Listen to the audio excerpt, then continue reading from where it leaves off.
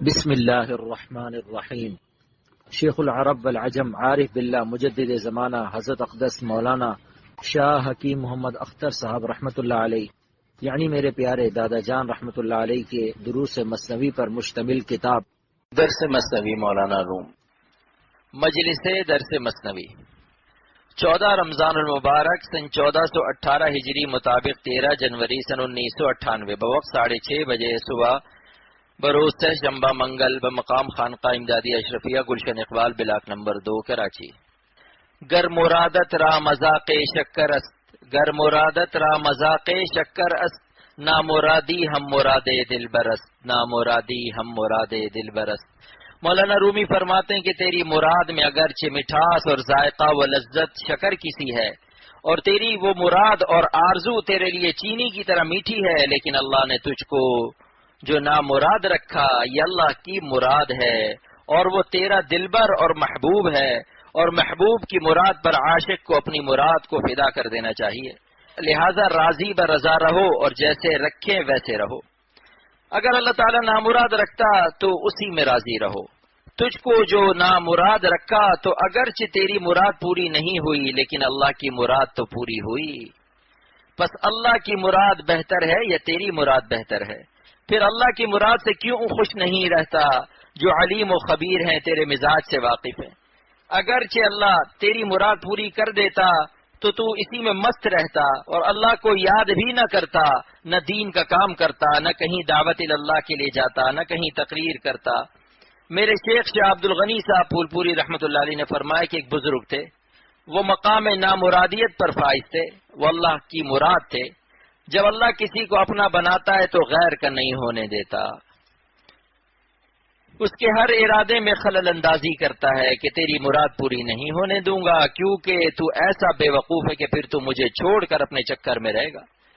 تو وہ بزرگ جو مقام نامرادی پر فائز تھے، ان سے کسی شخص نے کہا حضور چلیے میرے کارخانے اور فیکٹری کا سنگ بنیاد رکھ دیجئے۔ فرمایا کہ کیا تو چاہتا ہے کہ تیری فیکٹری فیل ہو جائے؟ کیونکہ میں مقام نامرادیت پر فائز ہوں، جہاں میرا ہاتھ لگے گا وہیں نامرادی آئے گی اور تیرا بھی کام بگڑ جائے گا، اس لیے مجھے وہاں نہ لے جا۔ اللہ نے مجھے اپنا مراد بنایا ہے، میری مرادوں کو وہ نامراد کرتا رہتا ہے، میری نامرادی مخلوق کے ساتھ ہے، حق تعالیٰ کا میں مراد ہوں، میرے ساتھ رہو گے تو اپنی مرادوں میں تو بامراد نہ بنو گے لیکن مراد خالق بن جاؤ گے، اللہ کے پیارے بن جاؤ گے، اللہ کی مراد بن جاؤ گے۔ لہذا دنیا کی مراد چاہتے ہو تو کوئی اور انتظام کرو، ہمیں کیوں اپنی دنیا کے لیے گھسیٹتے ہو کہ یہاں چلو وہاں چلو؟ ہمارے صحراؤں سے ہمارا خروج نہ کراؤ، ہم سکوت صحرا میں اپنے اللہ کی یاد میں مست ہیں، تم یہیں آ جاؤ اور اللہ کی محبت سیکھو۔ اگر ساری دنیا میں کسی کو نامرادی ہو لیکن جب وہ اللہ کا مراد ہو تو اللہ تعالیٰ کی ذات بے مثل اور سارے غموں کا نعم البدل ہے اور اس کا کوئی بدل نہیں، لہذا ایسے شخص کے دل میں اپنی نامرادی پر حسرت و غم نہیں ہوگا، بلکہ وہ سمجھ جائے گا کہ اللہ تعالیٰ اس طریقے سے مجھے اپنا بنانا چاہتے ہیں، اس لیے مجھ کو نامراد فرماتے ہیں، کیونکہ ہماری بامرادی آب و گل سے ہے۔ اللہ تعالیٰ ہمیں آب و گل میں نہیں پھنسانا چاہتے، اپنی تجلیات قرب سے اپنے اس بندے کو متجلی رکھنا چاہتے ہیں، پھر سارے عالم کو اس ایک بندے سے اللہ متجلی کرتا ہے۔ بہت راز کی بات آج فاش کر رہا ہوں، لہٰذا اگر کوئی مراد پوری نہ ہو تو سمجھ لو کہ میرے محبوب حقیقی کی مراد یہی ہے کہ یہ میرا مراد رہے، کہیں اپنی مرادوں میں مشغول نہ ہو جائے۔ اگر اپنی مرادوں میں یہ مشغول ہو گیا پھر اللہ کی مراد کیسے بنے گا؟ اللہ تو چاہتا ہے کہ یہ سفر میں رہے، اس سے دین پھیلایا جائے، اسی لیے سرور عالم صلی اللہ علیہ وسلم دعا مانگی کہ اللہ علماء کے رزق کو سارے عالم میں منتشر فرما دیجئے، جب یہ جگہ جگہ اپنا رزق کھانے جائیں گے تو میرا دین بھی پھیلائیں گے۔ نشر رزق العلماء ذریعہ ہوگا نشر علم دین کا، اس لیے دعوت علماء حضور صلی اللہ علیہ وسلم کی دعا کا ثمرہ ہے۔ لہٰذا مولانا لوگوں کو مرغا کھلا کر کوئی اپنا احسان نہ جتائے، نامرادی کا مزہ بظاہر تو کڑوا ہے، دنیا دار تو اس سے گھبرائے گا کہ میں نامرادی نہیں چاہتا، یہ علماء و اولیاء کے لیے مبارک ہو، ہماری تو ہر مراد اللہ پوری کر دے۔ یہ نامرادی کا راستہ حمقاء اور بے وقوفوں کے لیے نہیں ہے، وہ کیا جانے کہ جس کو اللہ غیر سے نامراد کر کے اپنا مراد بنائے گا اس کے قلب کو کیا مستی دے گا۔ وہ تو اعلان کرے گا بادہ در جوشش گدائے جوش ما است، بادا در جوشش گدائے جوش ما است، چرخ در گردش اسیر ہوش ما است، چرخ در گردش اسیر ہوش ما است، سارے عالم کی شراب میری مستی کی گدا ہے۔ یہ مولانا روم ہے، کیوں انہوں نے سارے عالم کے میخانوں کو للکارا، اپنے میکدہ عشق غیر فانی سے اعلان نشر کیا کہ سارے عالم کی شراب میرے جوش و مستی کی گدا اور بھک منگی ہے، اور آسمان اپنی گردش میں میرے ہوش کا قیدی ہے، کیونکہ میں تجلیات خالق ارض و سما رکھتا ہوں، اس لیے وسعت ارض و سما میرے اندر تنگ ہے۔ آسمان و زمین میرے ہوش کا ایک جز ہے، اور جز اپنے کل کے سامنے چھوٹا ہوتا ہے۔ آسمان و زمین کیا حقیقت رکھتے ہیں کہ اپنے طول و عرض پر فخر کریں؟ ان کی نظر کے حوصلے رش کے شاہان کائنات، ان کی نظر کے حوصلے رش کے شاہان کائنات، وسعت قلب عاشقہ ارض و سما سے کم نہیں، وسعت قلب عاشقہ ارض و سما سے کم نہیں۔ یہ میرا ہی شعر ہے، اور یہ شعر بھی دامن فقر میں میرے پنہا ہے تاج قیصری، دامن فقر میں میرے پنہا ہے تاج قیصری، ذرہ درد غم تیرا دونوں جہاں سے کم نہیں، ذرہ درد غم تیرا دونوں جہاں سے کم نہیں۔ لوگ حقیر سمجھتے ہیں کہ ان مولویوں اور صوفیوں کے پاس کیا ہے۔ میں کہتا ہوں کہ اولیاء کا دامن فقر دیکھو، جس میں قیصر روم و سلاطین کائنات کے تخت و تاج پوشیدہ ہیں، تمہیں کیا پتا؟ اس کا نشہ قلب میں ہے۔ اگر اللہ تعالیٰ اللہ والوں کے اور ان کے غلاموں کے ظاہری دامن میں تاج قیصری اور موتی دے دیتا تو پرچہ آؤٹ ہو جاتا، اور عالم غیب نہ رہتا، اور جب پرچہ آؤٹ ہو جاتا ہے تو امتحان دوبارہ ہوتا ہے۔ اس لیے اللہ تعالیٰ نے عالم غیب رکھا کہ پرچہ آؤٹ نہ ہو، اور یہاں جو پرچے آؤٹ ہوتے ہیں اس کی وجہ حکومت کی کمزوری ہے، یہاں رشوت دے کر پرچہ آؤٹ کرا دیتے ہیں، لیکن اللہ کے یہاں کون ہے جو گڑبڑی کر سکے؟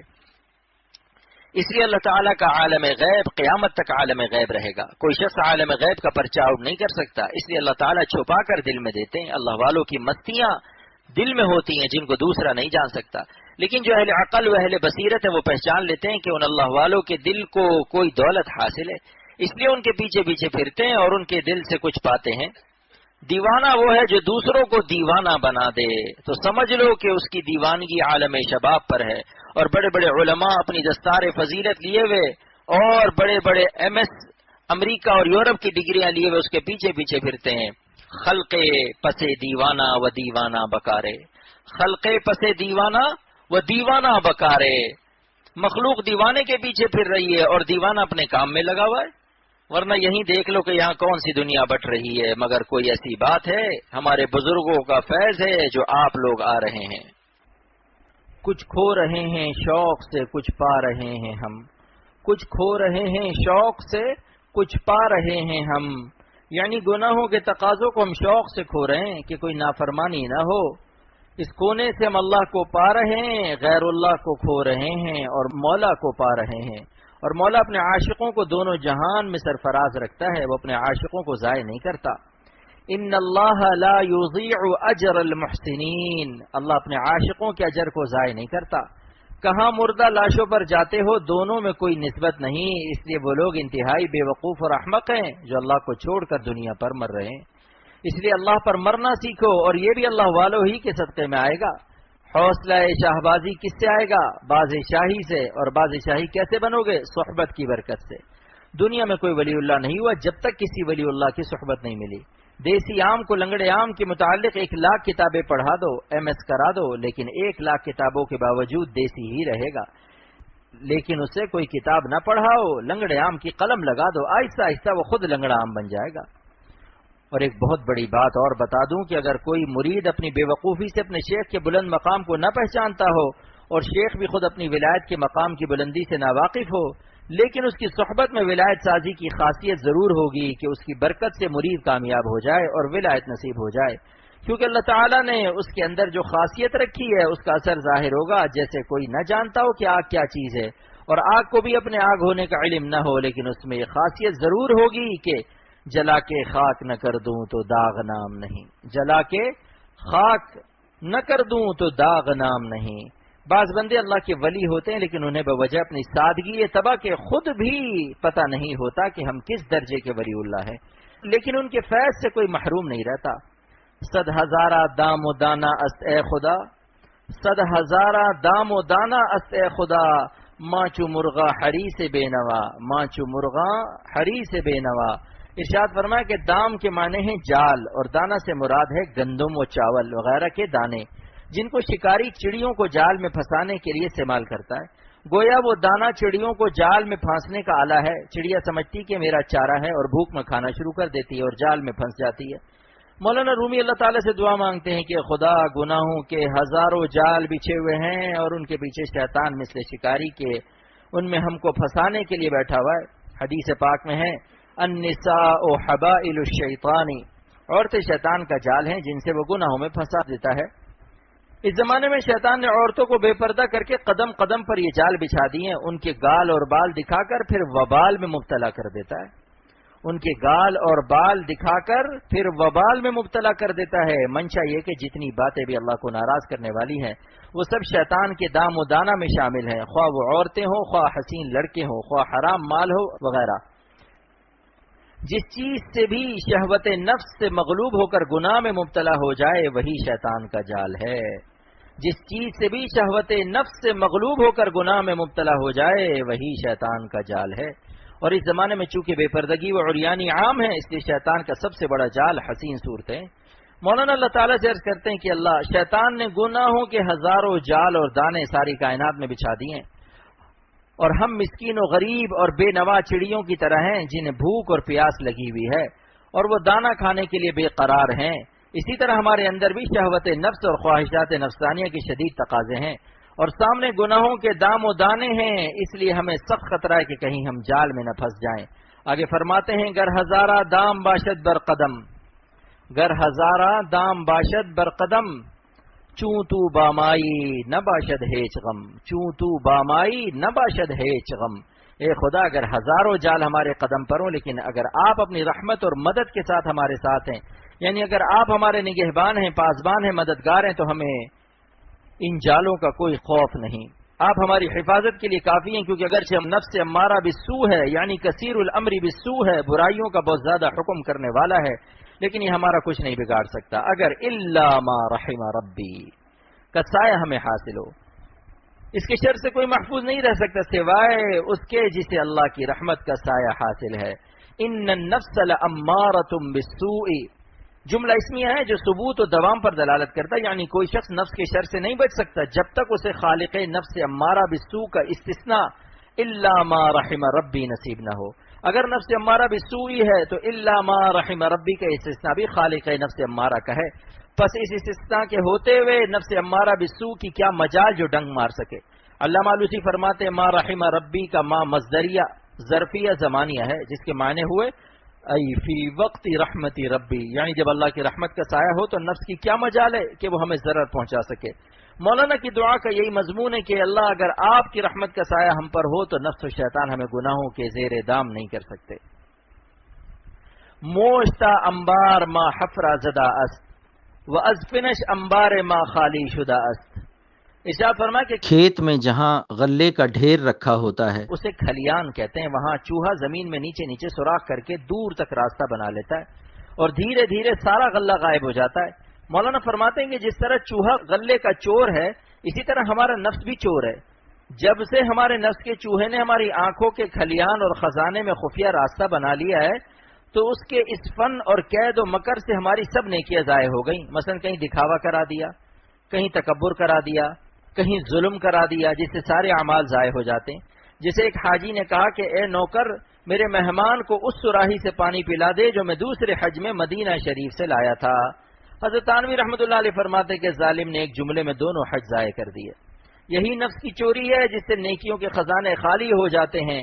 مثلا کراچی میں بیٹھے بیٹھے کسی نے غیبت کر دی اور جس کی غیبت کی ہے وہ لاہور میں ہے، تو گویا اس نے نیکیوں کا مال مفت میں لاہور بھیج دیا، یعنی اس کی نیکیاں لاہور والے کے اعمال نامے میں چلی گئیں اور اسے خبر بھی نہیں کہ میرا کتنا بڑا نقصان ہو گیا۔ محنت کی کمائی مفت میں گنوائی۔ غیبت اسی لیے حرام ہے کہ مفت میں اپنی نیکیاں ضائع ہوتی ہیں۔ حدیث پاک میں ہے کہ قیامت کے دن غیبت کرنے والے کی نیکیاں جس کی غیبت کی ہے اس کے اعمال نامے میں ڈال دی جائیں گی، اور اگر اس کی نیکیاں ختم ہو گئی تو اس کے گناہ اس غیبت کرنے والے کے اعمال نامے میں ڈال دیے جائیں گے۔ اور حدیث پاک میں ہے الغیبت اشد من الزنا، غیبت زنا سے بھی اشد ہے۔ صحابہ نے پوچھا کہ اللہ کے رسول، غیبت زنا سے کیوں اشد ہے؟ حضور صلی اللہ علیہ وسلم فرمایا کہ زنا حق اللہ ہے، اللہ سے معافی مانگ لو معاف ہو جائے گا. جس سے زنا کیا اس سے معافی مانگنا فرض نہیں، لیکن غیبت بندوں کا حق ہے، لاکھ استغفار و توبہ کرتے رہو، جب تک وہ بندہ معاف نہیں کرے گا معاف نہیں ہوگا.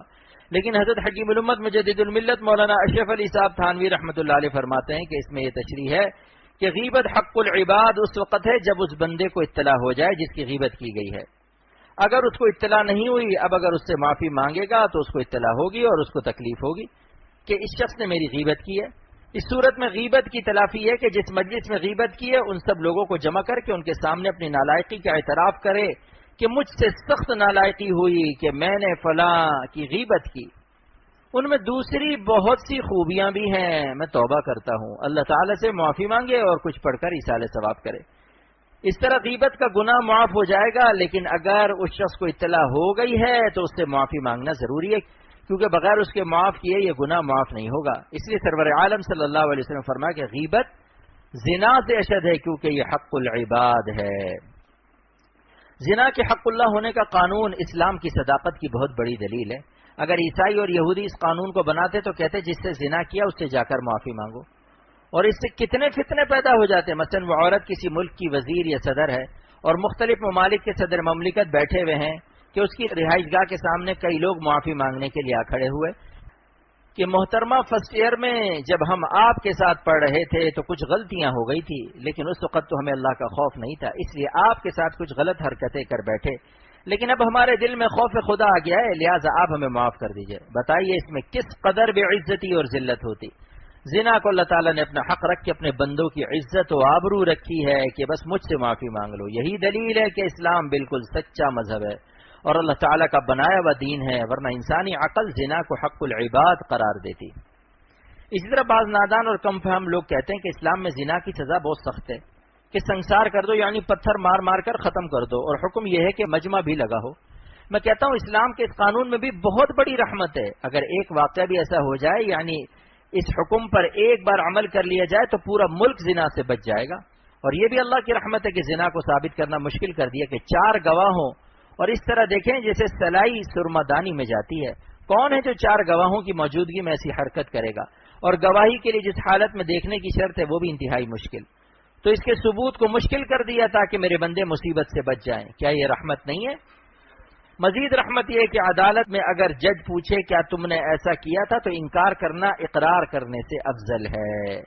یہاں جھوٹ بولنا سچ بولنے سے افضل ہے. یہاں جھوٹ بولنے کو اللہ نے پسند کر لیا کہ جھوٹ بول کر اپنی جان بچا لو، بس مجھ سے معافی مانگ لو، میں تمہیں معاف کر دوں گا، مجھے تم سے محبت ہے، ہم تمہاری جان لینا نہیں چاہتے. اسلام کا ہر قانون رحمت ہی رحمت ہے. مثلا روزہ میں اگر کوئی بڈھا آدمی بھول کر کھا رہا ہو تو شریعت کا حکم یہ ہے کہ اس کو کھانے دو، یاد بھی نہ دلاؤ کہ تمہارا روزہ ہے. کیا یہ کرم اور مہربانی نہیں ہے؟ اگر جوان بھول کر کھا رہا ہو تو اس کو روزہ یاد دلا دو. اسی طرح حکم اگر بخار ہے اور پانی نقصان کرتا ہے تو تیمم کر لو. اگر ڈاکٹر کہتا ہے کہ اگر آپ تیمم کریں گے تو 3 دن میں اچھے ہو جائیں گے، اور اگر گرم پانی سے وضو کریں گے تو بجائے 3 دن کے 4 دن میں اچھے ہوں گے، تو ایسی صورت میں بھی تیمم جائز ہے. ایک ہے استداد مرض یعنی مرض کا بڑھ جانا، اور ایک ہے امتداد مرض یعنی مرض میں تو شدت و اضافہ نہ ہو لیکن فائدہ دیر میں ہو، صحت دیر سے ہو، تو اس صورت میں بھی تیمم کو جائز کرنا کیا یہ اللہ تعالیٰ کی شان رحمت نہیں ہے؟ خیر یہ تو درمیان میں دین کے بعض احکامات کے رموز و اسرار اللہ تعالیٰ نے بیان کرا دیے، جس سے معلوم ہوتا ہے کہ دین کا ہر حکم مبنی علی الرحمہ ہے. شعر مذکور جس کی تشریح بیان ہوئی اس کا حاصل یہ کہ گناہوں سے نیکیاں ضائع ہو جاتی ہیں اور آدمی ولایت خاصہ سے محروم رہ جاتا ہے. کیونکہ ولایت کی بنیاد تقوی ہے، اس لیے اگلے شعر میں مولانا رومی نصیحت فرماتے ہیں، اول اے جاں دفع شر موش کن، اول اے جاں دفع شر موش کن، بعد ازی انبار گندم کوش کن، بعد ازی انبار گندم کوش کن. مولانا رومی فرماتے ہیں کہ میری جان پہلے کسی اللہ والے کی صحبت میں رہ کے نفس کے چوہے کے شر سے حفاظت کی ترکیب سیکھ لے، اس کے بعد نیکیوں کا گندم جمع کرنے کی فکر کر، کیونکہ جتنا نیکیاں کمانا ضروری ہے اتنی ہی اس کی حفاظت کرنا ضروری ہے، اور اس کا طریقہ کسی اللہ والے کی صحبت میں رہ کر اپنے نفس کی اصلاح کرانا ہے تاکہ گناہ چھوٹ جائے اور نیکیوں کا نور باقی رہے. دین پر استقامت اور اعمال کی بقا کے لیے اہل اللہ کی صحبت اتنی ضروری ہے کہ حضرت مولانا الیاس صاحب رحمۃ اللہ علیہ بانی تبلیغی جماعت فرماتے ہیں کہ میں جب دین کی محنت کے لیے جاتا ہوں تو مخلوق میں اختلاط اور زیادہ میل جول سے نفس میں کچھ کثافت اور گندگی سی آ جاتی ہے. اس کو دور کرنے کے لیے میں اہل اللہ کی خانقاہوں میں جاتا ہوں تو دل مجلہ ہو جاتا ہے. جیسے موٹر کار طویل سفر پر جاتی ہے تو پرزوں میں کچھ میل کچیل لگ جاتا ہے، لہذا اس کی ٹیوننگ کی بھی ضرورت ہوتی ہے. اور صفائی کے لیے کار کو کارخانے میں، جس کو ورکشاپ کہتے ہیں، بھیجا جاتا ہے. اسی طرح دل کی ٹیوننگ کی بھی ضرورت ہوتی ہے، جس کی ورکشاپ خانقاہیں ہیں. کیونکہ نفس چور ہے، اس میں خفیہ طریقے سے کچھ بڑائی کچھ دکھاوا آ جاتا ہے. کیونکہ نفس چور ہے، اس میں خفیہ طریقے سے کچھ بڑائی کچھ دکھاوا آ جاتا ہے. جن کا مشائخ اور علماء سے تعلق نہیں ہوتا، ان کی گفتگو سے پتہ چل جاتا ہے، ان کی زبان سے بڑائی کی باتیں نکلنا شروع ہو جاتی ہیں اور انہیں خبر بھی نہیں ہوتی کہ میرے دل میں کیا مرض پیدا ہو گیا. اس لیے چاہے کوئی مدرس ہو، معلم ہو، مبلغ ہو، مصنف ہو، تزکیہ نفس بغیر اہل اللہ کی صحبت اور تعلق کے نہیں ہوتا. ایک صاحب نے خود بتایا کہ میں اللہ کے فضل سے دین کے لیے کچھ وقت لگا کر جب کراچی واپس آیا تو مجھے تمام لوگ نہایت حقیر معلوم ہوئے کہ یہ سب غافل ہیں، انہیں دین کی فکر نہیں. علماء پنکھوں میں بیٹھ کر بخاری شریف پڑھا رہے ہیں اور ہم لوگ دریائے سندھ کے کنارے جنگلوں میں جا کر دین پھیلا رہے ہیں. لیکن وہ ایک اللہ والے سے بیعت تھے، انہوں نے اپنے شیخ کو اپنا یہ حال بتایا کہ مجھے تو بڑے بڑے علماء تک شیطان نظر آ رہے ہیں.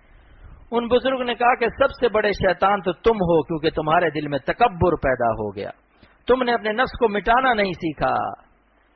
اسلام تو یہ کہتا ہے کہ تمام مسلمانوں کو اپنے سے بہتر سمجھو اور اپنے کو سب سے کمتر سمجھو، بلکہ جب تک خاتمہ ایمان پر نہیں ہو جاتا خود کو کافروں سے اور جانوروں سے بھی کمتر سمجھو. اور تمہارا حال اتنا خراب ہو گیا کہ عام مسلمان تو کجا، تم علماء کو جو وارثین انبیاء حقیر سمجھ رہے ہو. ان بزرگ نے فرمایا کہ حدیث شریف میں لا يدخل الجنت من كان في قلبه مثقال ذرة من کبر، وہ شخص جنت میں داخل نہیں ہوگا جس کے دل میں ایک ذرہ برابر بڑائی ہوگی. اور ایک روایت میں ہے کہ ولا یجد ریحھا، داخلہ تو درکنار جنت کی خوشبو بھی نہیں پائے گا. اس سے پتہ چلا کہ اہل اللہ سے تعلق کتنا ضروری ہے.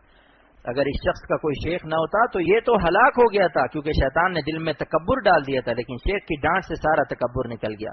یہ تکبر اتنا بڑا ایٹم بم ہے کہ حج اور عمرے، تہجد و تلاوت، ذکر و نوافل سب کو اڑا دیتا ہے.